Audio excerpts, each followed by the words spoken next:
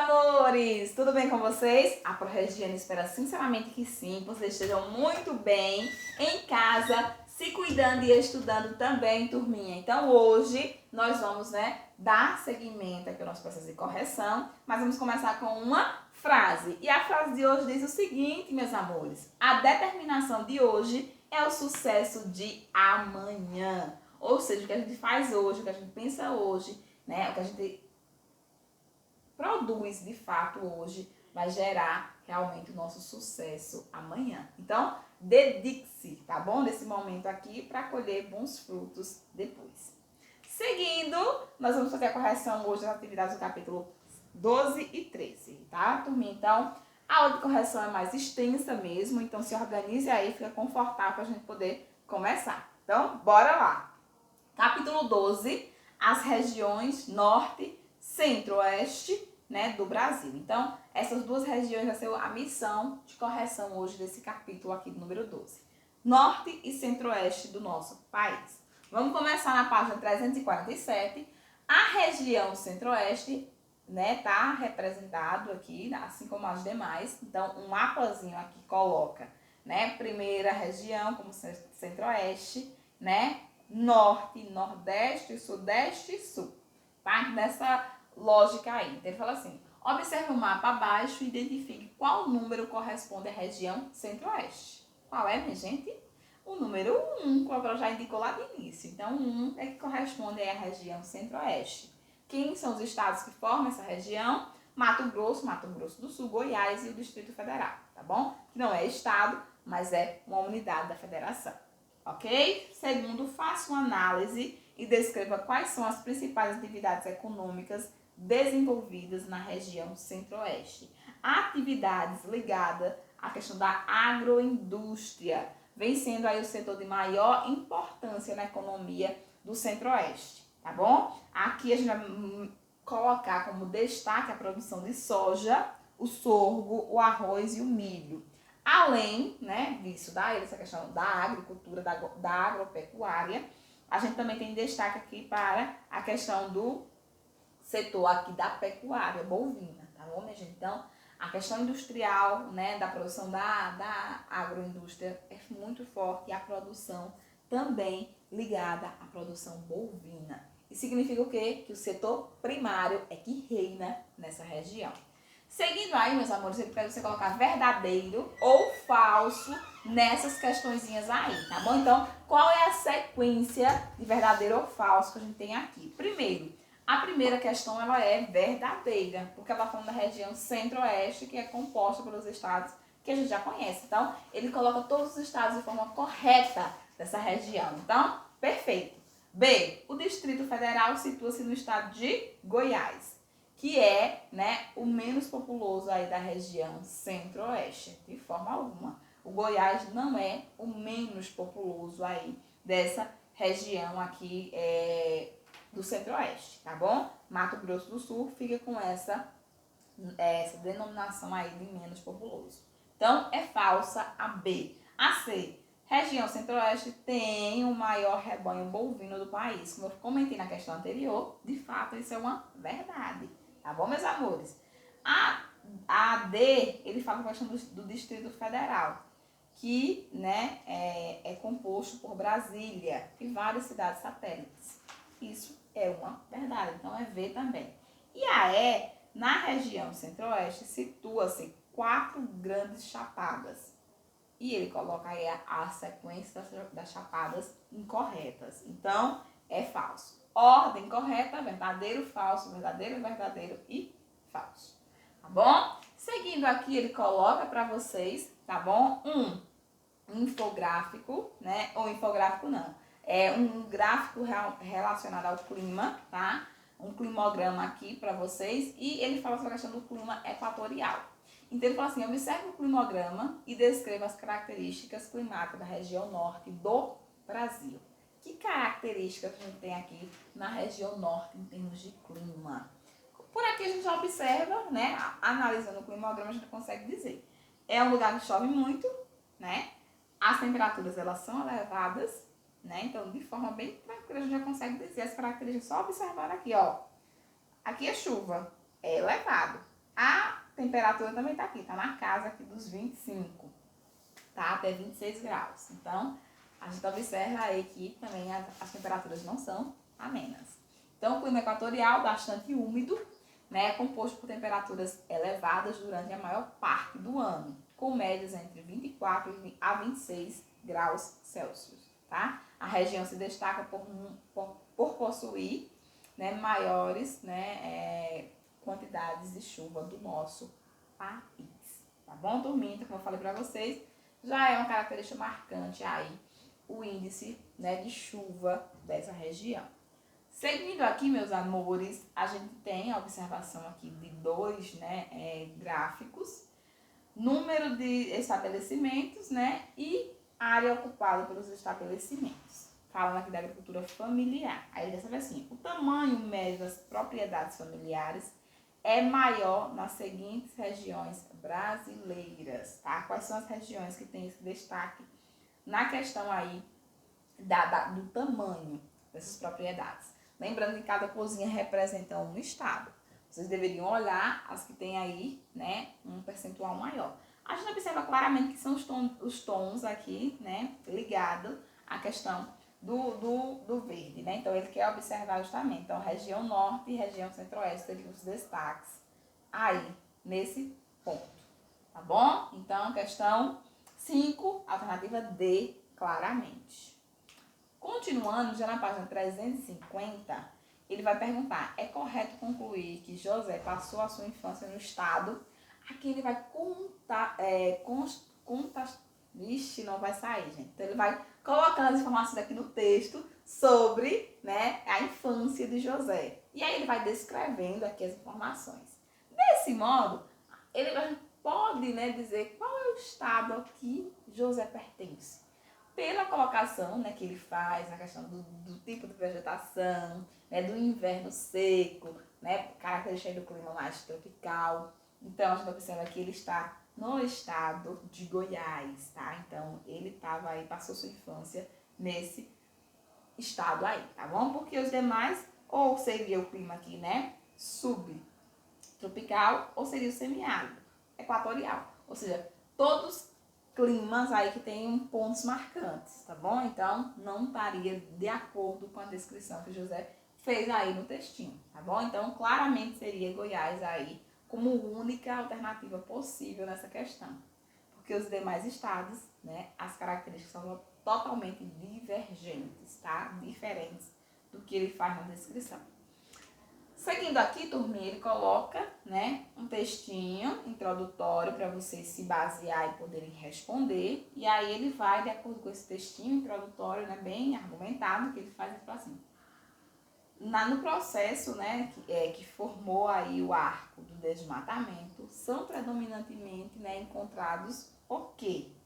A extração de madeira, a pecuária e o cultivo de soja, que ele deixa bem claro quando ele coloca no texto, né? Então, o que provoca essa mancha aí, né, pioneira, esse processo de extração aí, né, que vai levar ao desmatamento? Se dá por quê? Por conta da extração da madeira, a pecuária, que precisa, né, de uma área mais limpa, então vai desmatar para ter essa criação, e o cultivo de soja. Isso vai provocar, né, essa questão aí do desmatamento nessa região que ele coloca aqui no texto, tá? A região amazônica. Seguindo, né, ele vai colocar proposições aqui falando sobre a questão do desmatamento e ele dá aqui no caso 5 proposições e ele quer que vocês fizessem a leitura, né, queria que vocês fizessem a leitura e me dissessem quais estão aí corretas, quais alternativas estão corretas sobre esse processo de desmatamento no nosso país, né? Lembrando sempre que está falando do nosso país. Então, todas, na verdade, aí estão corretas, né? Então, nesse processo aqui, ele vai colocar, né, informações sobre o desmatamento e todas entrariam, né, dessa forma aí, de uma forma perfeita, falando sobre esse problema ambiental que é o desmatamento. Então, a alternativa correta seria a E, todas estão corretas, tá bom? No seguinte aqui, ele vai falar, né, sobre a questão do tipo de vegetação, da floresta amazônica, né, que vai situar. E aí ele vai colocando nessa parte de planícies que inunda.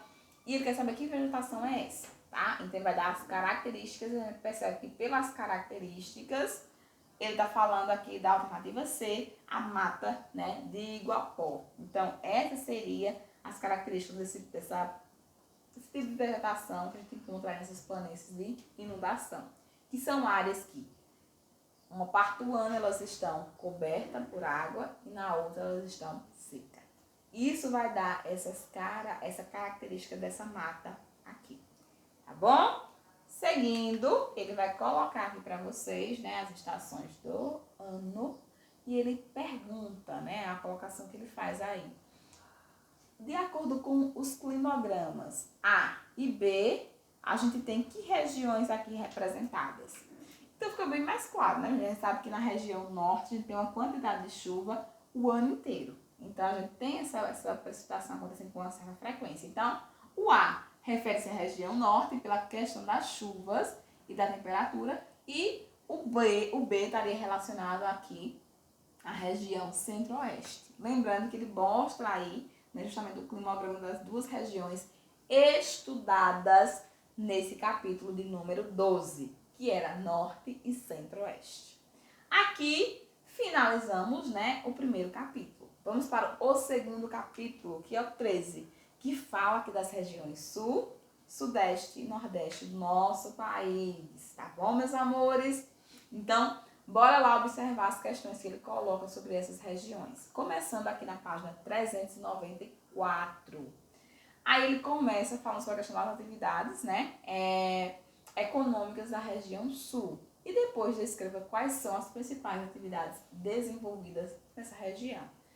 Voltando a falar da questão da economia das regiões aí. Então, ele quer saber, né, quais são as atividades mais predominantes nessa região. Como eu falei para vocês, é uma região, né, que tem grande diversidade, mas o destaque ainda fica para a questão da agricultura. Então, a agricultura, né, a sua agricultura hoje moderna e diversificada, foi estabelecida aí pelos colonos, tá, europeus, que já trouxeram toda essa técnica e tudo mais. A região dos Pampas é dominada também pela questão da pecuária, né, extensiva, ou seja, né, criação solta aí, tanto de ovinos quanto bovinos. Também outro ponto aí que chama atenção. No campo industrial, vem apresentando, né, um contínuo e gradativo crescimento. Ou seja, é uma região diversificada, trabalhando com o setor agropecuário, agricultura e pecuária, mas também tem destaque na questão industrial, tá bom? E vai ainda além com a questão do turismo. Fechou aí esse pacote, né, econômico da região sul. Seriam os destaques que vocês deveriam colocar nessa questão de número 1. Na questão de número 2, analise as afirmativas e marque, né, a afirmativa incorreta acerca da região sul do nosso país. Que região, né, aí vai ser incorreta, né? Que alternativa, que região? Que alternativa estaria incorreta sobre essa região, a região sul? Seria, né, minha gente, ele vai colocar todas aí, né, grandes verdades sobre a região sul, mas com exceção aqui da B. Por quê, minha gente? Na região sul está a maior proporção de negros no total da população no Brasil. Então, na região sul que a gente encontra, não, na região nordeste, na Bahia, tá bom, minha gente? Então, aí a gente já sabe que tá incorreto, né? E colocou aí uma incorreta de forma gritante. Então, não tem nem como vocês terem errado aí como característica da região sul. Então, B seria a incorreta nessa segunda questão. Seguindo, nós vamos falar agora um pouquinho da região sudeste do nosso país. Que ele fala assim, ó, explique quais motivos, né, que levaram a isso. Levaram ao quê? A região sudeste ser o maior potencial econômico do país. O que é que provocou, minha gente, esse crescimento e esse poder econômico que essa região tem? O que provocou foi justamente o processo realmente histórico. Então, os ciclos econômicos, né, mais duradouros e que tiveram maior retorno financeiro se desenvolveram nessa região. Quais foram eles? A mineração, depois o café e a indústria. Então, todos esses ciclos tiveram berço nessa região. E aí, na questão histórica, vai fazer com que a região se desenvolva, né, mais rápido para atender esses ciclos e, por consequência, a população também. Tá bom? Então, isso faz com que essa região sudeste seja o coração econômico do nosso país, de uma forma inegável, por conta do processo histórico aí, tá bom, turminha? Então, tem que observar, como eu falei pra vocês, né? A história não tem como ser negada, né? Então, ela deixa marcas, querendo a gente ou não. Então, a acumulação de capital obtida por meio da atividade cafeeira, né, permitiu aí investimentos maciços na implantação industrial. E vamos além, né? Aí falando, lembrando da mineração também, que foi super importante aí. Na quarta, ele pede você observar a imagem, né? Uma imagem do Nordeste, né? Então, olha aí a imagem que ele colocou.